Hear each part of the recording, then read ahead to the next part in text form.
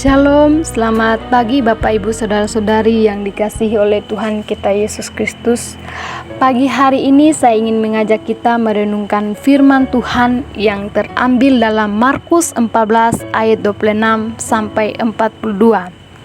Saya memberikan tema perenungan kita yaitu ketaatannya menyelamatkanku. Ada dua hal yang akan kita renungkan pagi hari ini. Yang pertama, Tuhan jauh lebih tahu dari apa yang kita pikirkan. Ayat 26 sampai 31.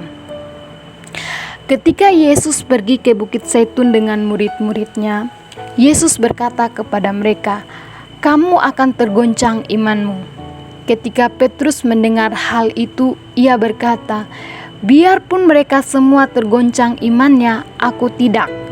Setelah itu Yesus menjawab Petrus, "Aku berkata kepadamu, sesungguhnya pada hari ini, malam ini juga, sebelum ayam berkokok 2 kali, engkau telah menyangkal aku 3 kali." Tetapi ketika Petrus mendengar itu, ia lebih meyakinkan Tuhan dengan lebih bersungguh-sungguh berkata, "Sekalipun aku harus mati bersama-sama engkau, aku tak akan menyangkal engkau." Dari peristiwa ini kita dapat belajar bahwa segala sesuatu yang terjadi kemarin, hari ini, bahkan ke depannya, Dia sudah terlebih dahulu tahu karena Dia adalah Allah yang Maha Tahu.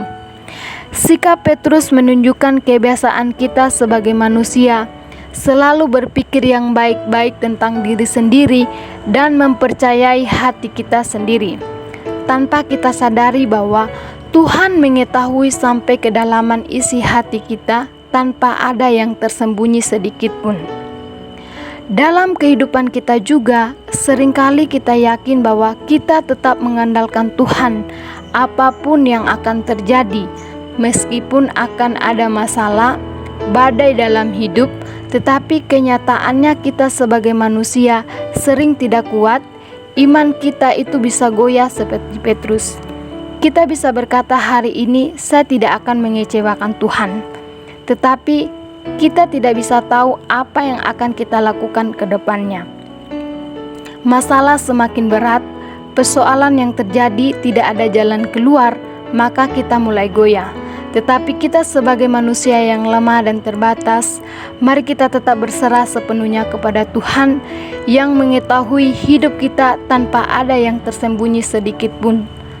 Ketika kita melakukan kesalahan, tetaplah datang kepada Tuhan yang Maha mengampuni setiap dosa dan pelanggaran kita.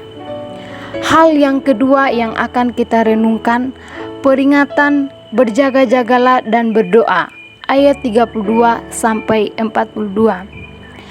Ketika Yesus berada di Taman Getsemani, hal yang ia lakukan adalah berdoa sebagai tanda penyerahan diri sepenuhnya kepada Tuhan. Dalam ayat 36 berkata, "Ya Aba, ya Bapa, tidak ada yang mustahil bagimu. Ambillah cawan ini daripadaku, tetapi janganlah apa yang aku kehendaki, melainkan apa yang Engkau kehendaki." Dari hal ini Tuhan Yesus mengajarkan kepada kita bahwa Yesus sendiri saja taat kepada Bapa yang mengutusnya. Di Taman Getsemani, Yesus berpesan kepada murid-murid yang mengikutnya pada saat itu tetap berjaga-jaga dan berdoa. Tetapi yang dilakukan oleh murid-murid karena mata mereka ngantuk, mereka tertidur. Murid-murid lebih memikirkan jasmani mereka daripada taat terhadap perintah Tuhan. Dalam hidup kita seringkali lebih memikirkan hal-hal lain daripada taat kepada Tuhan. Ketika kita menghadapi masalah dan berusaha mencari jalan keluar sendiri, terkadang kita bisa marah, menyalahkan keadaan, menyalahkan orang lain, bahkan bisa juga menyalahkan Tuhan. Kita mau belajar dari pribadi Yesus.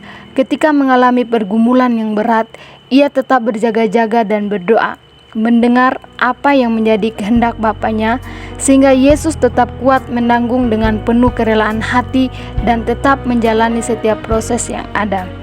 Ketika dia menjalani proses yang ada ini, membuktikan ketaatannya, sehingga ia menyelamatkanku dan kita semua dari dosa. Ia yang tidak berdosa rela melakukan itu semua karena cintanya kepada manusia. Demikianlah kebenaran firman Tuhan hari ini. Selamat beraktivitas, Tuhan Yesus memberkati. Shalom.